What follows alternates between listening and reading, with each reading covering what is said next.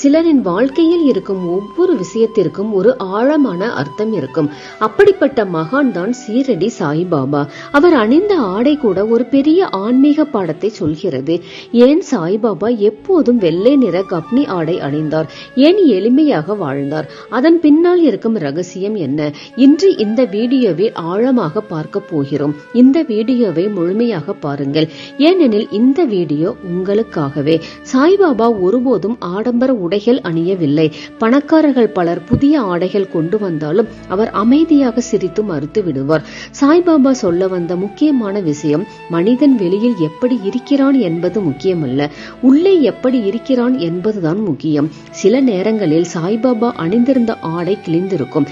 அதை பார்த்த சிலர் வருத்தப்பட்டு, பாபா புதிய ஆடை அணியுங்கள் என்று கேட்டார்கள். ஆனால் அவர் அமைதியாக சொல்வார், இந்த உடம்பே நிரந்தரம் இல்லை. அப்போ ஆடைக்கு என்ன பெருமை? இந்த ஒரு வார்த்தை வாழ்க்கையின் மிகப்பெரிய உண்மையை சொல்கிறது. இன்று மனிதர்கள் வெளிப்புற அழகுக்காக ஓடுகிறார்கள், ஆனால் மன அமைதியை இழந்து விடுகிறார்கள். சாய்பாபா எளிமையிலேயே ஆனந்தம் இருக்கிறது என்று கற்றுக் கொடுத்தார். ஒரு நாள் சாய்பாபா ரஹாதா என்ற ஊருக்கு சென்றிருந்த போது அங்கு மல்லிகை, முல்லை, சாமந்தி ஆகிய புஷ்பங்களின் நாற்றுகளை கொண்டு வந்து தரையை சுத்தப்படுத்தி காய்ந்த நிலத்தை குத்தி அவற்றை நட்டு தண்ணீர் விட்டார். வாமன் தாத்யா என்னும் ஓர் அடியவர் அவருக்கு தினந்தோறும் 2 பானைகள் கொடுத்தார். இவற்றை கொண்டு பாபா தமது செடிகளுக்கு தண்ணீர் விடுவது வழக்கம். கிணற்றிலிருந்து நீர் இறைத்து மட்குடங்களை தாமே தோளில் தூக்கி செல்வார். மாலை நேரங்களில் மண்பானைகள் வேப்ப மரத்தடியில் வைக்கப்பட்டிருக்கும். அவை வெறும் பச்சை மண்ணால் செய்யப்பட்டு சுடப்படாத காரணத்தால் அங்கனம் வைக்கப்பட்ட உடனேயே உடைந்து விடும். அடுத்த நாள் தாத்யா வேறு 2 புது பானைகள் கொடுப்பார். இந்நிகழ்ச்சி 3 ஆண்டுகள் நடந்தது. சாய்பாபாவின் கடின பயிற்சி, உழைப்பு ஆகியவற்றினால் ஒரு பூந்தோட்டம் வளர்ந்தது.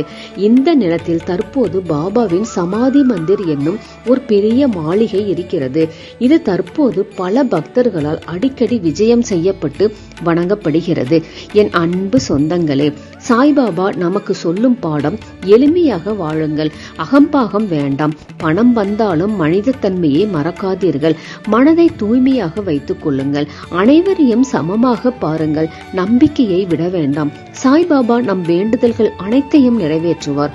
நம்பிக்கையுடன் காத்திருங்கள், நல்லதே நடக்கும். ஓம் சாய்ராம். இந்த வீடியோ உங்களுக்கு பிடிச்சிருந்தா லைக் பண்ணுங்க. உங்கள் நண்பர்களுக்கும் மறக்காமல் ஷேர் பண்ணுங்கள். ஓம் சாய்ராம் என்று கமெண்ட் பண்ணுங்க. சப்ஸ்கிரைப் பண்ணாதீங்க, சப்ஸ்கிரைப் பண்ணி வச்சுக்கோங்க.